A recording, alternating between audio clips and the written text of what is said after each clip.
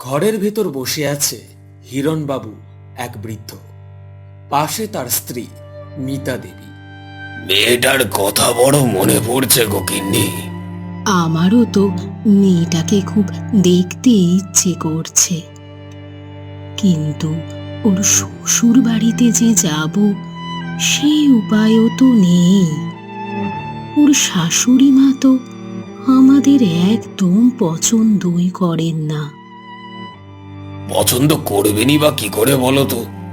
আমাদের এরকম অবস্থা, আর সেখানে ওনাদের কত সুন্দর বাড়ি ঘর। সবই তো বুঝলাম, কিন্তু বিয়ের পর থেকে 4 মাস হতে যায়।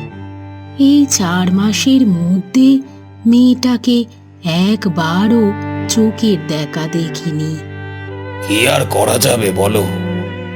আচ্ছা, সামনে তো শীতকাল আসছে। এই অজুহাতে যদি একবার মেয়েটাকে বাড়িতে ডাকতে পারতাম। মানে? মানে জামাই আর মেয়েকে পিঠে পুলির নিমন্ত্রণ করতাম আর কি। না না, ওইসব করতে চেও না। কাল নিজেরা কি খাবো সেটাই ভেবে পাচ্ছি না, আর সেখানে পিঠে পুলি তো। সেই ভেবেই তো কিছু করতে পারছি না।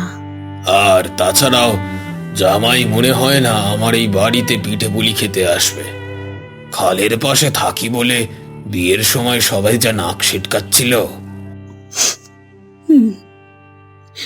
তা তুমি ঠিকই বলেছ, তবুও যে মন মানতে চায় না। একমাত্র মেয়ে কিনা, একবার চোখের দেখা দেখার জন্য মনটা বড্ড ছটফট করছে।